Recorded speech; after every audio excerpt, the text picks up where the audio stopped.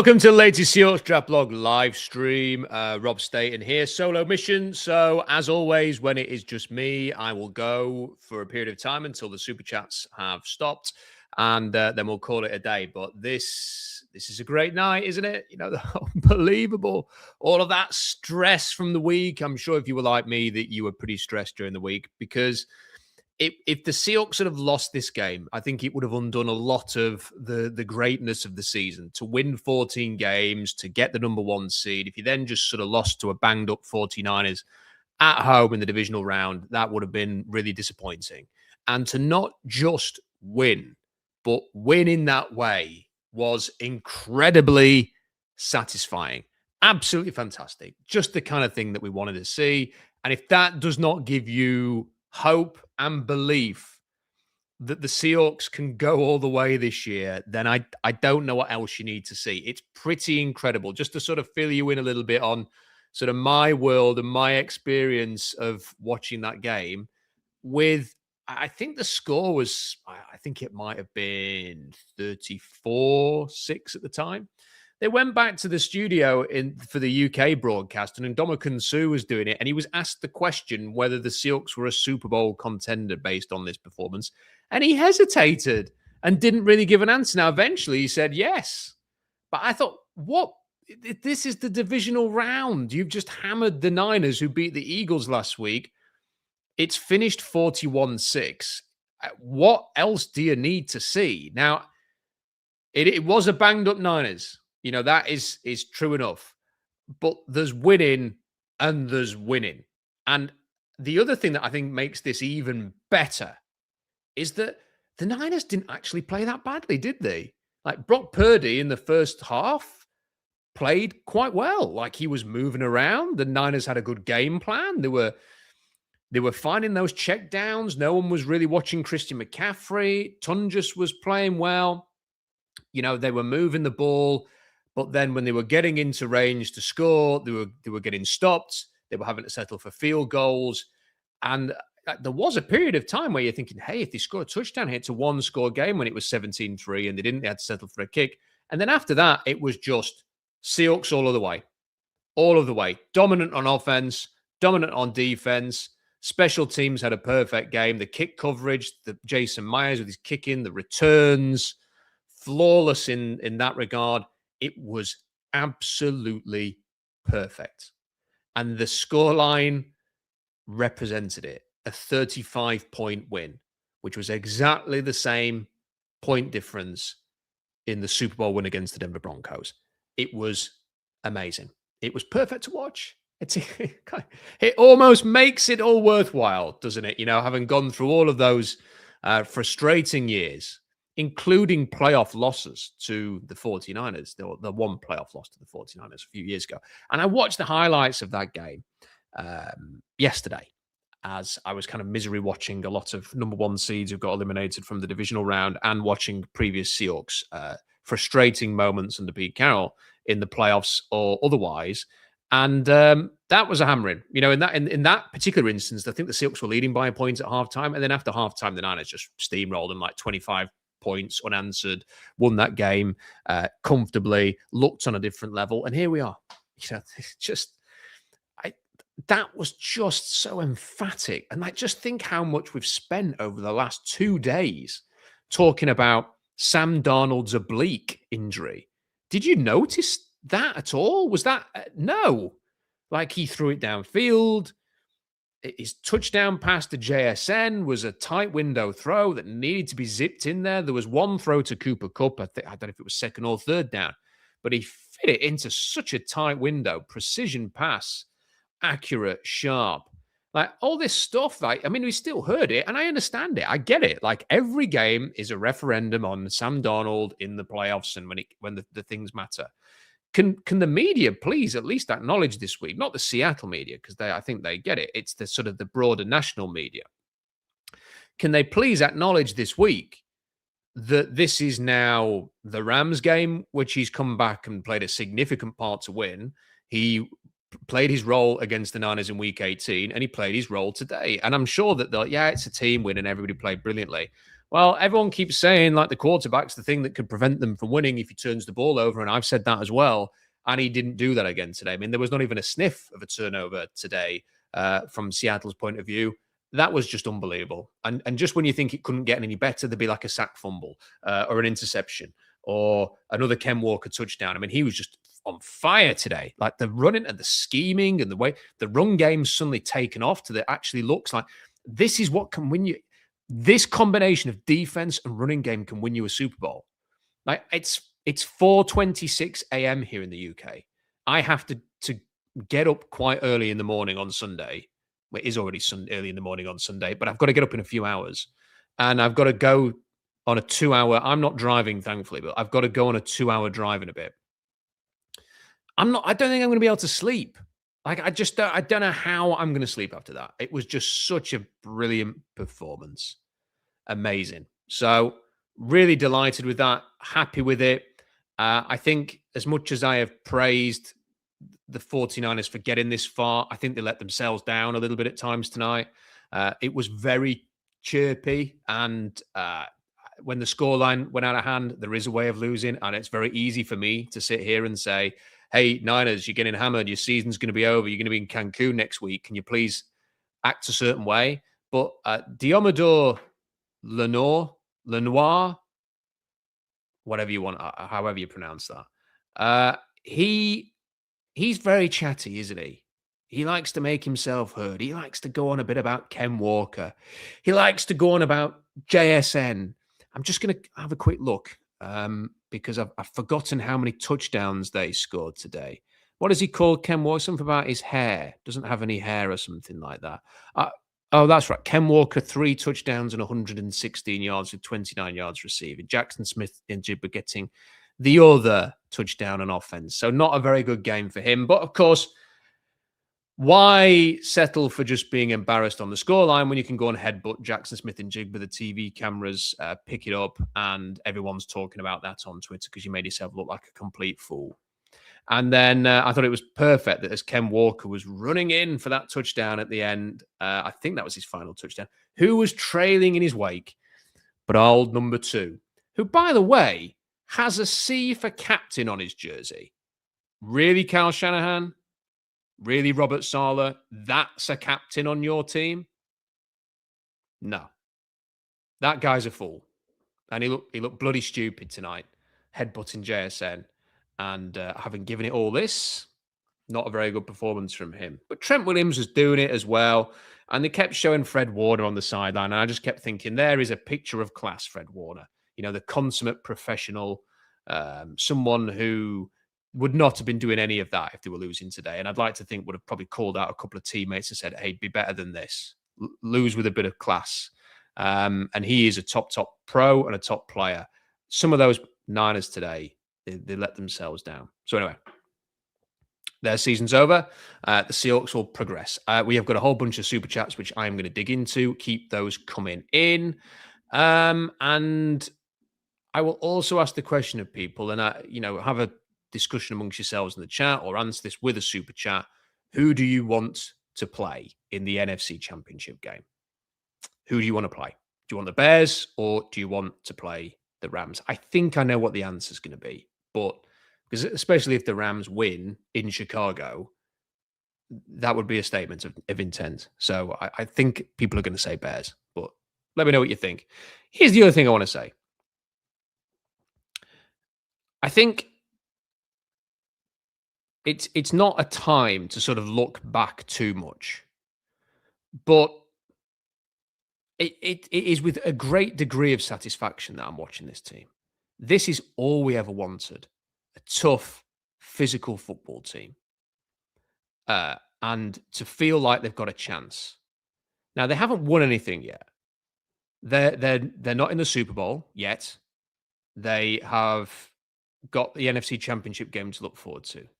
But whenever we were complaining about the Seahawks being good, not great, or not even good for that matter, average, like winning 9 games or squeezing out a 10th, competing for the 7th seed in the NFC. One of my big complaints was that most of the NFC had been to the NFC Championship game since Seattle were last there in the 2014 season. The Cardinals had been there since Seattle had been there. There was only like about 3 teams. I think one was the Giants, one was the Cowboys. I think there was one other team that I can't quite remember who hadn't been to the NFC Championship game. And it irked me that. It made it seem that, look, there are franchises who are typically bad. I think the Commanders were the other one. But did they get there last year? Yeah, they did. So it's not them. There are franchises out there who have been classically badly run, and they still had like a year where they got hot and got to the NFC Championship game. And the Seahawks, it's not that they just didn't get there. They weren't getting close. So to finally be there again, like you just think, is that ever going to come again? You know, those days gone. Like, are they going to be gone until you hopefully, fingers crossed, touch wood, stumble across this amazing quarterback somehow who can be a Josh Allen and a Patrick Mahomes without any guarantee that that's going to happen? You're kind of just sort of waiting for that and wondering, is this ever going to happen? And it's happened. Like, we're back in the NFC Championship game. For the next 8 days, we'll be able to think ahead to that game, knowing that if they win one more home game this season, one more home game, they'll be in the Super Bowl. And then we get 2 weeks to look forward to that. And if we have the 2 weeks to look forward to that, we're going to be doing loads of streams. We're going to be doing all sorts of things. We're going to love that. I'm going to be sort of hammering ways to see if I can get out for the Super Bowl. Probably won't be able to do it, but we'll try nonetheless. You just think about the possibilities here. You can afford to get a little bit carried away, can't you? And if they lose next week, well, do you know what? It'll be disappointing, won't it? But wow, what an opportunity they've got. And at the start of the season, I said I thought they could win 12 or 13 games. They beat that and got to 14, and I just wanted to see them win a playoff game. I thought that would be enough progress, and they've done that now. But the seasons change, expectations change. This is wide open. It was already a wide open playoff slate.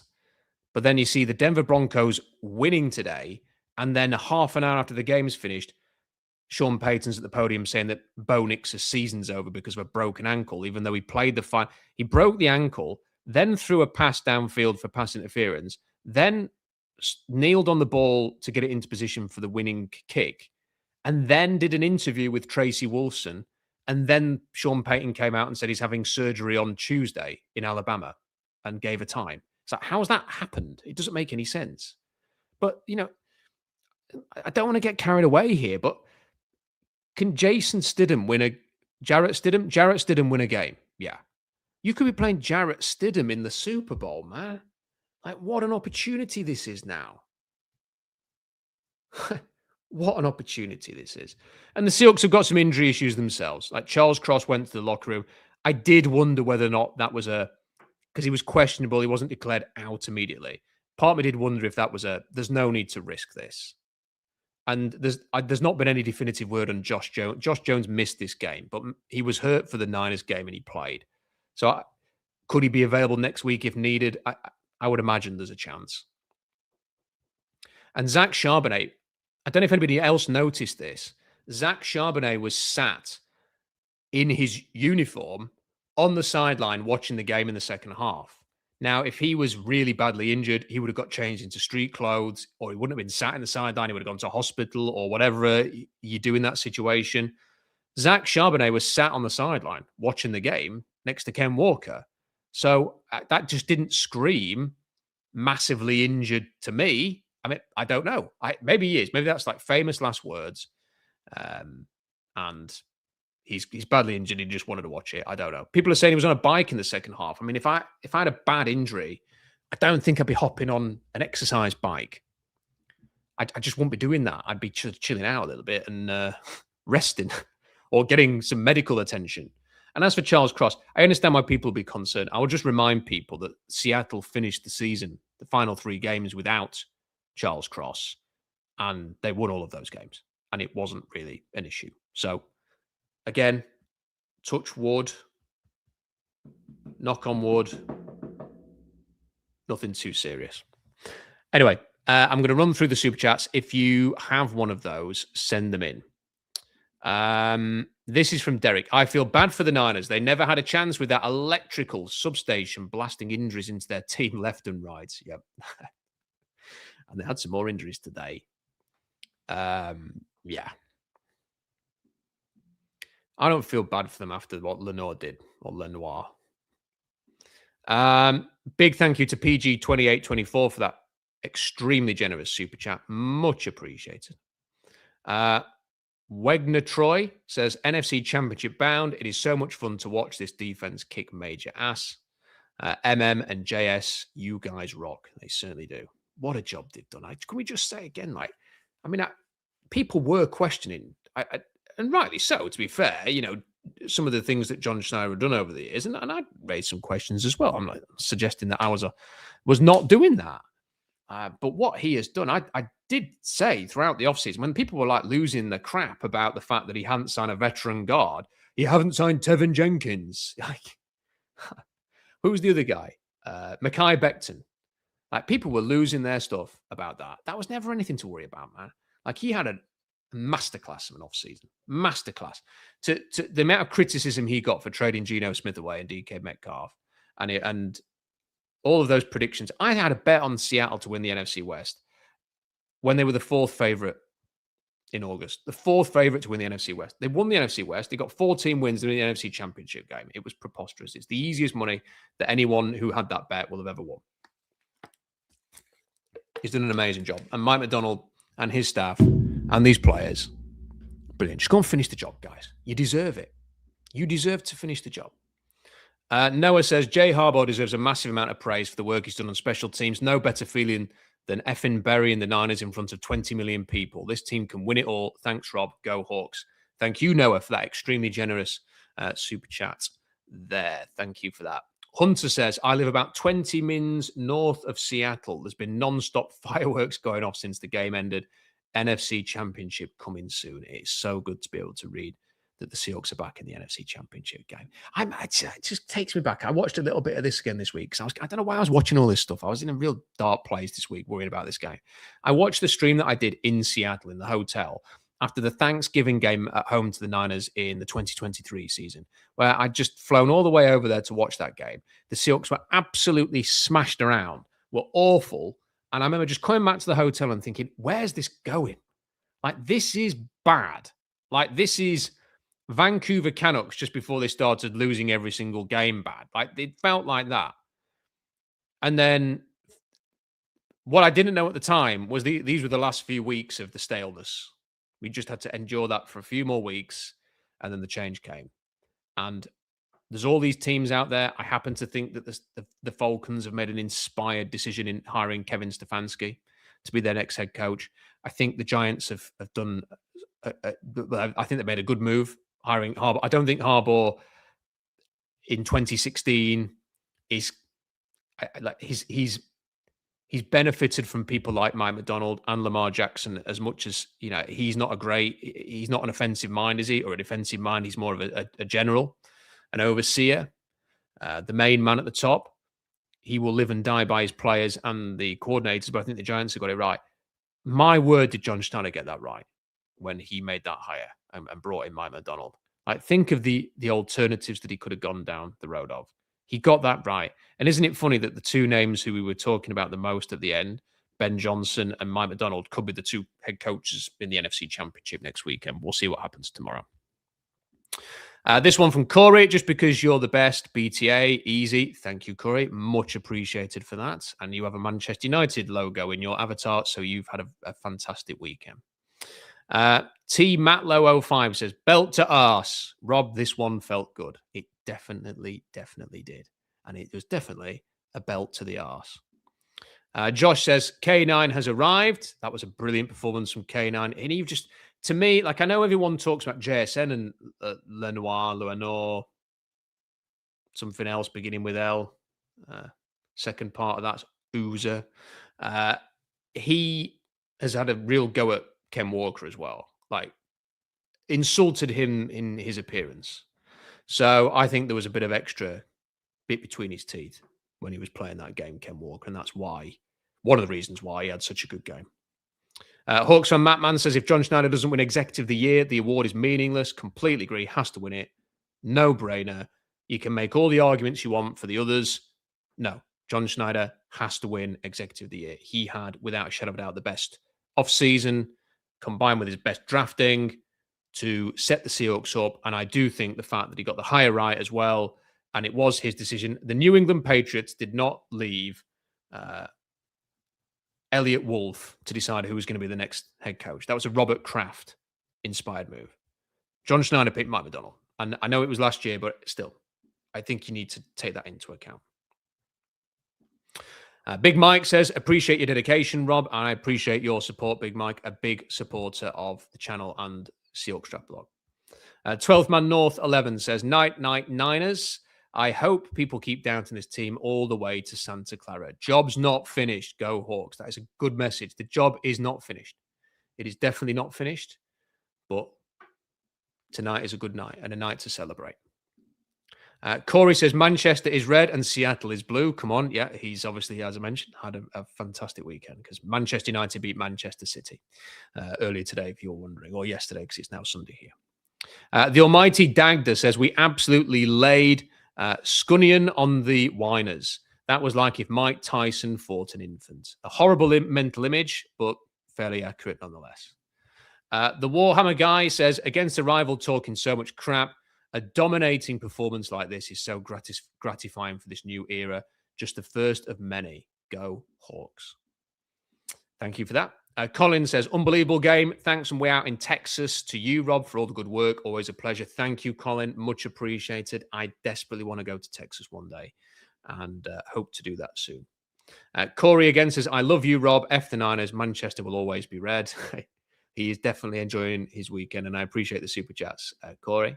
Hawks Coots says, cheers, homie. Thanks for all you do. Thank you for that. Much appreciated, man. Really appreciate all of these super chats. This one with the unpronounceable username says, 49ers better get used to being third in the division for the foreseeable future. Well, it's interesting because I thought, and I was wrong about this, obviously, that this would be the season where they would take a massive step back. I didn't feel it. Like they'd gone young on defense. A lot of the players had moved on who had been part of the core. Everybody else, like McCaffrey, Trent Williams, Fred Ward, they're all like Kittle. They're all a year older. They're paying the quarterbacks. They're trying to transition a little bit. I kind of felt as if they were veering towards the Seahawks transitioning after the LOB, where they were paying Russell Wilson a lot of money, and the team changed and never quite got back to that level. And I thought that, and fair to play to them, if everyone was healthy, they'd have given us a heck of a game tonight. But that in itself has to be a concern now, doesn't it? You know, the injuries and the players' age combined with the injuries. And are they going to be able to compete at the same level? You know, how much has Christian McCaffrey got left in the tank? How much has George Kittle got left in the tank? How much has Trent Williams got left in the tank? These are all big questions for them now. And what you say there may well be true. And let's not forget, Matt Stafford ain't a spring chicken. You know, he's pushing 40. So there's an opportunity there. Let's just say that. Let's hope they can take it. Because I like those times when we dominated the NFC West. I don't want this to be a flash in the pan.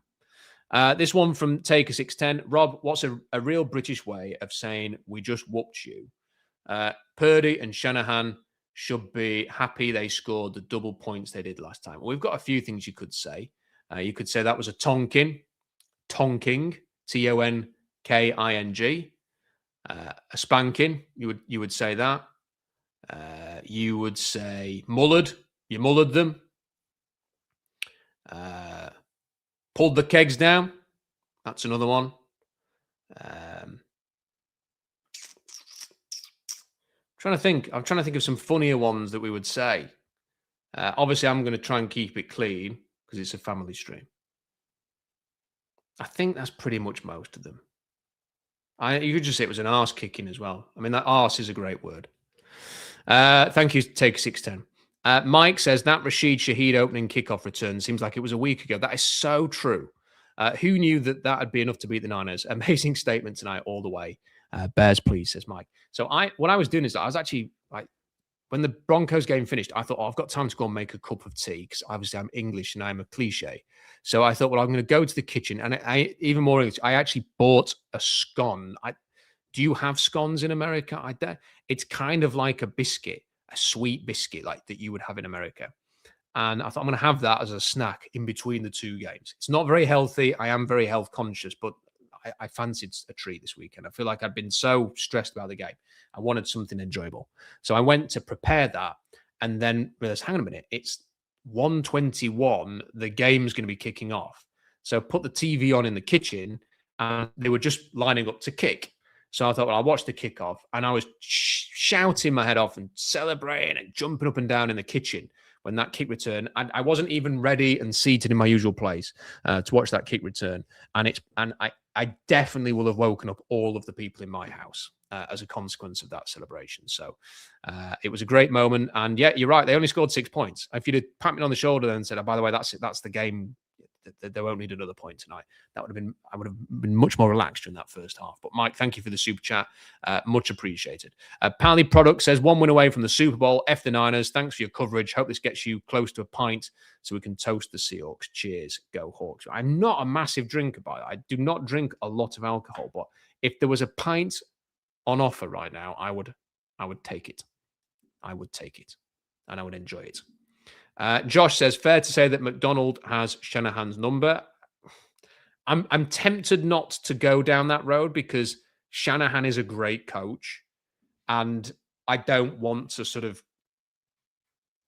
feel like next season would be jinxed in any way by saying that. But his record against Kyle Shanahan is very, very good. Let's just put it that way. And let's hope it continues. Jane Janerick Jessen. Wow, what a dominant performance in all three phases. Now it is clear we need to look for a new offensive coordinator in a few weeks. I mean, that is the... if you were thinking of hiring Clint Kubiak, that would be a performance that would encourage you, I think. That was my favorite play call in the whole game was, apart from all of the runs, was the Rashid Shaheed, where they had him peel back around, because it felt to me a little bit like, and I was going to write a tweet about this at halftime, I'm glad I didn't have to, that I felt like the Niners were winning that Seattle dominated the trenches in week 18. But I thought they were coming downfield and playing the run very well in that first half, and they were pressuring Sam Darnold. I thought they were doing that better than we were. So on the other side of the ball, the defensive line wasn't really getting home. Purdy was scrambling around, but he was being able to make plays. He was staying clean. He did have some time in the pocket. And because they were playing quite aggressively run defense and hammering the middle and playing that well, it was just perfect to call that play and have Rashid Shaheed sort of peel out into space and then have all of your line run over to the right-hand side and have a convoy for him for a 30-yard run. That was brilliant scheming, a perfect play call for the situation. Now, because the Falcons have appointed Stefanski and the Giants gone now, that's 2 jobs down.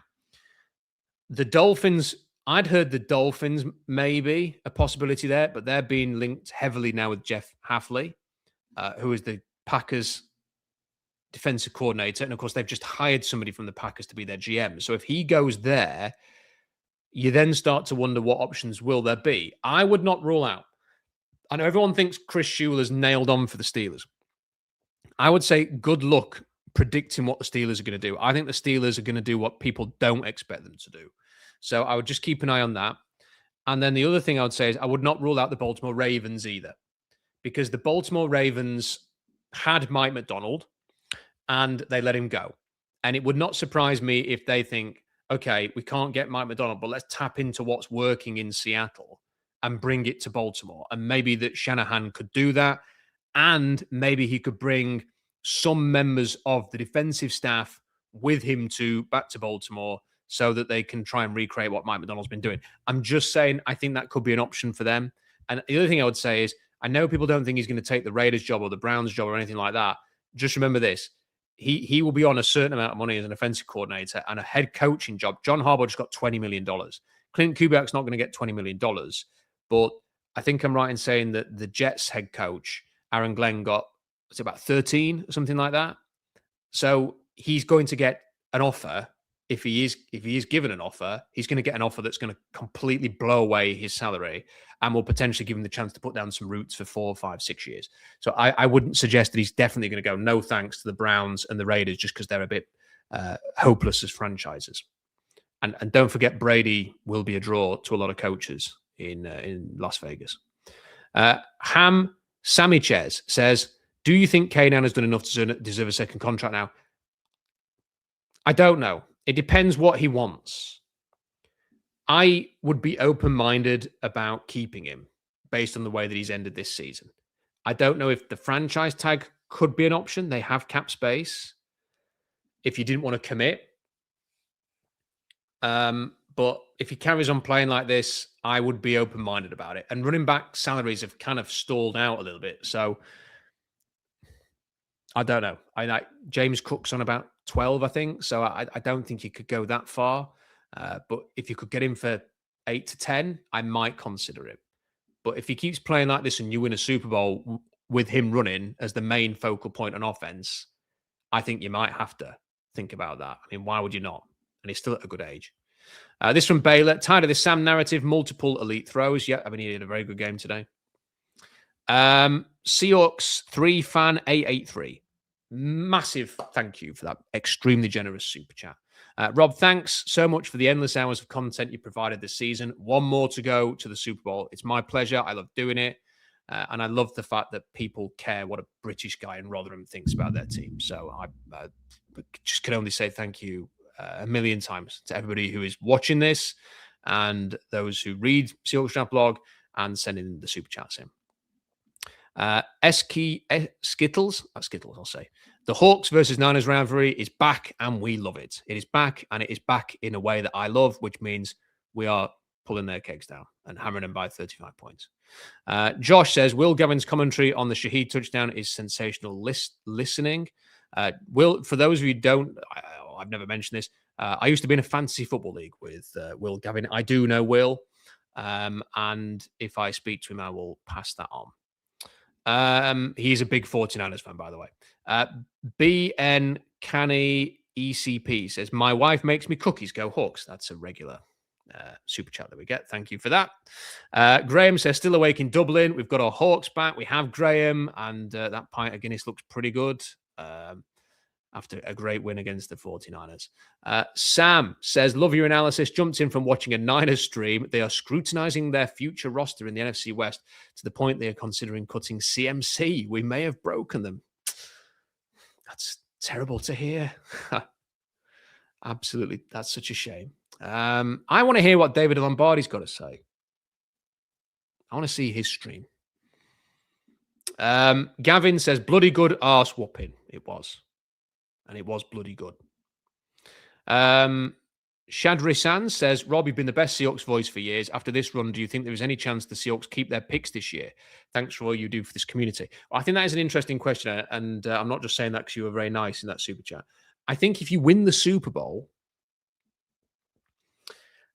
it becomes a question. Like if you can win the Super Bowl without going all out and trading for Max Crosby, I mean, look, you might do that anyway and think, well, what the hell? Why the hell not?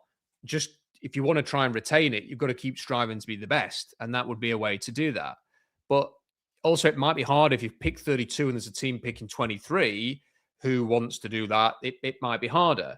So you might have to give up more and it might not be possible to do it.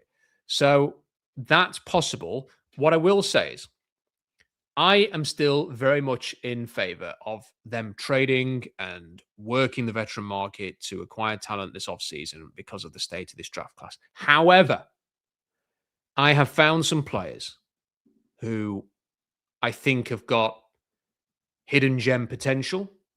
I'll just mention them now. I'll do a bigger write-ups because I have to write about this. And I'm going to a whole off-season about it. But I'm going to, just because I'm feeling like I want to talk about this now. Some names to keep an eye on. One is Kendall Daniels, a linebacker from Oklahoma. I am not suggesting for a second that he's Fred Warner, but the way that he runs sideline to sideline to the point that he's played a bit of safety, I find intriguing. I find him to be an intriguing player. Doesn't mean that he's going to be a top linebacker like the player I've just mentioned, but he is somebody that I'd be interested in bringing in to try and work with. Dalen Everett, the cornerback at Georgia. If you lose Tariq Woolen, I think he would be an interesting player to work on as a possible replacement. So there's a couple of players who I think are quite interesting. I think Darrell Jackson, the defensive tackle, is quite interesting as well from Florida State. There's just a few names. There'll be more of this kind of talk down the line. But there are some players that, like I say, I'm a little bit interested in. Josh says, tight ends are out of this world tonight. Their blocking was out of this world. They can all be very proud of themselves.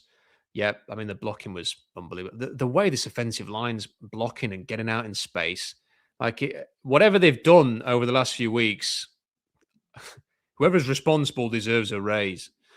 Kyle says, thank you for all your hard work, Robin, staying up late. I had a celebratory old-fashioned for you and the Hawks. Now you're talking my language. If I could have any drink right now, it would be an old-fashioned. It would be 2 old-fashions. I would devour those. Albert says, scones are a popular treat at the Washington State Fair in Puyallup. Did I pronounce that correctly? I know there's people get quite angry when you don't say that right. I hope I had a good go at that. Between Tacoma and Seattle, I do enjoy a scone, I must admit. I've had probably too many of them over Christmas, but I'm going to ramp up my training this week because my trainer is back from holiday and we are going to hit the gym and I'm going to suffer on Tuesday. But at least I can suffer. When I am suffering in the gym, I'll be thinking of this game. I'll be thinking of 41-6. It will get me through it. Mark says, it's $480 super chat, Mark. Rock the Brit jacket tonight, who I got from Pete. Who are you more scared of, the Bears or the Rams? Let me find. Somebody met you today, and they sent me a picture, and I want to post it now. I want to show it you. Here we go. I have got it here. Right, I'm going to share.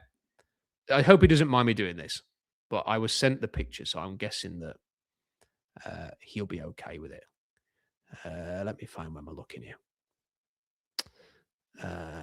Right. Share. So can you see this? This is the tweet that I got from somebody who said they had met $480 super chat Mark, and there he is, and he's got the Brit jacket on, which looks resplendent, and he looks amazing. So Mark, here's to you. Thank you.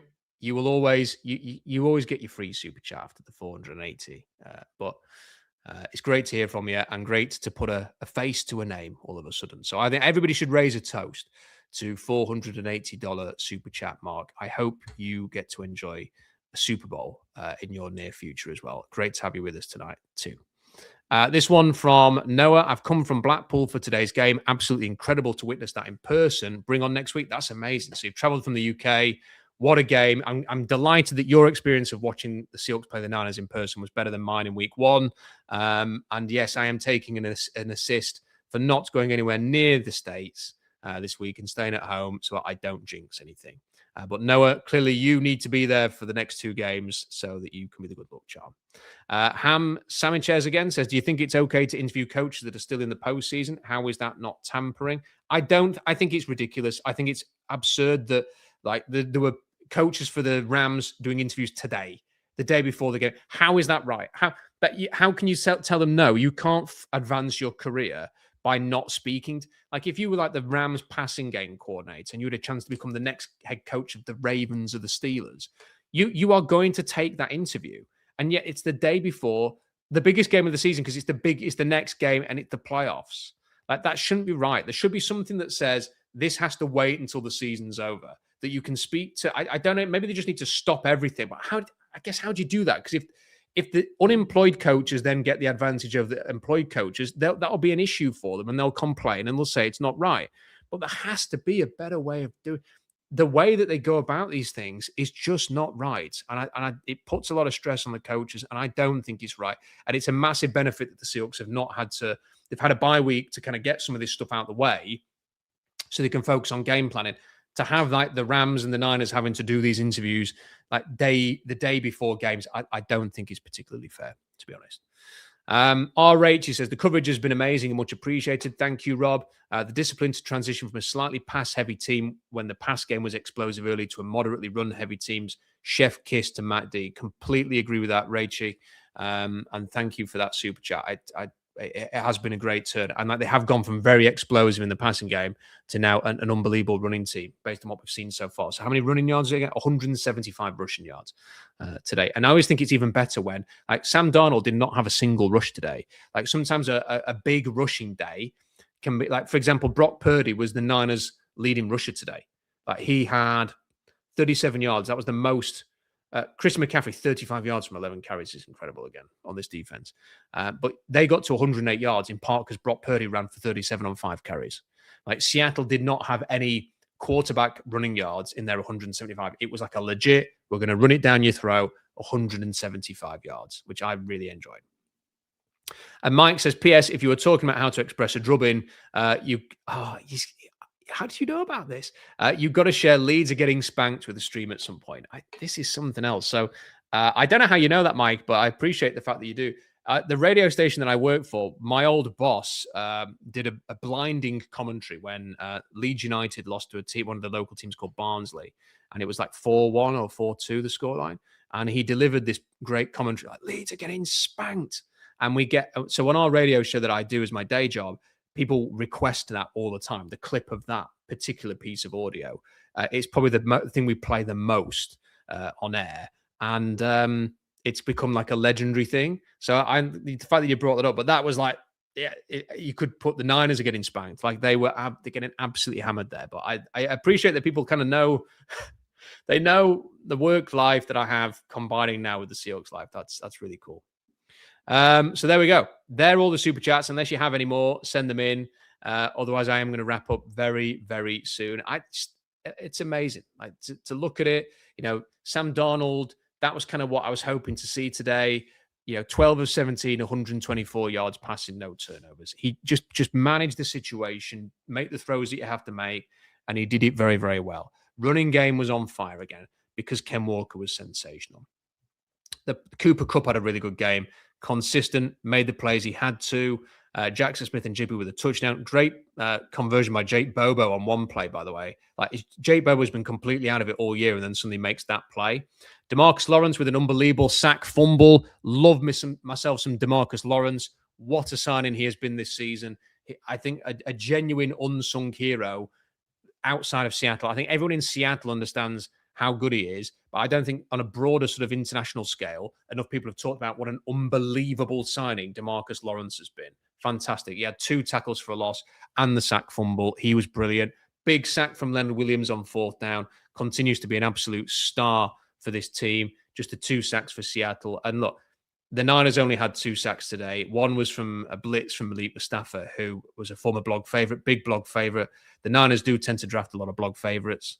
And CJ West got the other one as well, the defensive lineman. So a brilliant performance. We now sort of get to look forward to what's next, and that will be the Bears or the Rams. We can watch that game tomorrow with a feet up and see who they get. I'd personally play the Bears. I'd rather play the Bears. The Bears are the 16th team per DVOA. And the Rams are something I think they're, I'll have a look. The Rams are in the top 10. I think they might be second.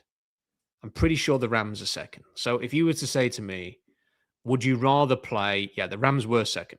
Would you rather play the second best team in the league per DVOA or the 16th best team? I will play the 16th best team. So that's what I'm hoping for. I have no idea. I thought early in the week that the Bears would win. And then I sort of had a look and saw how close Sean McVay is to LaFleur in Green Bay. And the whole Ben Johnson stuff this week makes me think that Sean McVay is going to bring his absolute A game, that the guy's probably not slept this week, not just because he's got a newborn in the house, but because he is just going to be so amped to get one over on Ben Johnson for his buddy that I've just got a feeling now that the Rams will win. And if the Rams are coming to Seattle next week off the back of 2 road wins in the playoffs, having reestablished a bit of form, that's going to be a really difficult game. And they are going to ask so many more questions of you than the Niners would, because Stafford is a really good quarterback. But apart from that, Puka Nacua is a pain in the arse to cover. So I would rather take my chances with the Bears, who are also a good team. Caleb Williams is very good. In terms of pure talent and potential, Caleb Williams is like a 98 grade. Like, he's got everything physically to be unbelievable. It's just, can he kind of settle in and mature into a quarterback who, is completely on top of his brief for 4 quarters and isn't just sort of having to rely on the physical talent towards the end of games to fight back. But they do have a lot of weapons. They have a good offensive line. They just don't have a good defense, the Bears. Does that help the Rams? Potentially. The one thing that will definitely help the Bears tomorrow is the crowd and Soldier Field. So we'll see what happens. I'm going to probably root for the Bears, if rooting is the right word to use, because I always feel like it's a dangerous thing to root to play anybody, because you're rooting to play them next. I would rather just play the Bears, I think. So we'll see what happens, but I will enjoy that game. And then we will do some streams and some conversations around the NFC Championship after that. So anyway, there we go. The Seahawks are in the NFC Championship game for the first time in 12 years, isn't it?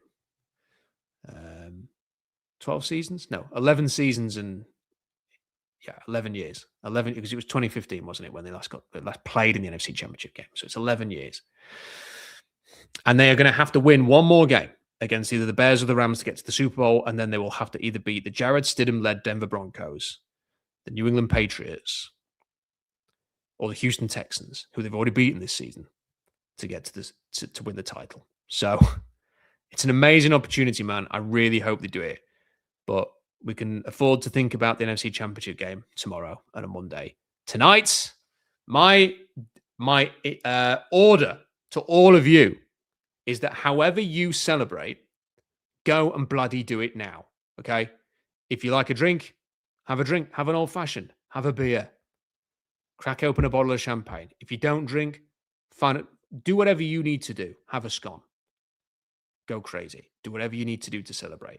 Just make sure you enjoy this game, because these moments in life, they don't come around that often. How many other times in your life are you going to be sitting and go, I have just watched the Seahawks beat the 49ers 41-6 in the playoffs? Go and enjoy it. Celebrate. Forget about whatever's going on worry-wise in your life for the rest of the night. Just enjoy it. Enjoy this win. Enjoy the Seahawks being through to the NFC Championship game. We have got a few final super chats here. This one from Taker610. There is an American R&B singer named Michael McDonald that the 49ers could win this game was only something a fool believes. That is true. Mike McDonald is a singer. So there we go. And I get that reference because I'm old. And this from Melzy242. Melzy, thank you very much for that. It's a very generous super chat and massively appreciated. All of those super chats, massively appreciated from all of you today. Plus those of you who've listened to me talk to myself for the last 50 minutes. I really do love this community. Love the fact that we have it. Appreciate all of you. Love the Seahawks and appreciate them as well. And now I'm going to go to bed because it's 5:10 in the morning. I say I'm going to go to bed. I'm going to write something quickly first. So head over to SeahawksDraftBlog.com if you want to read those quick notes. Subscribe to the channel. Only about 50% of you, 40% of you are actually subscribed who watch these videos. If you haven't subscribed yet, please do, especially as we get to the meat of the playoffs now. There's going to be more videos. You won't want to miss out on any of them. When I've finished the stream, head onto your tablets and press the hype button to give it more love and attention. Give it a like. Hit the like button. It takes 2 seconds to hit the like button on YouTube, so please do that. It gets more eyes on it. Leave a comment if you can as well, but the most important thing is to subscribe. Brilliant win for the Seahawks into the NFC Championship game. Go and celebrate. Until next time, bye for now.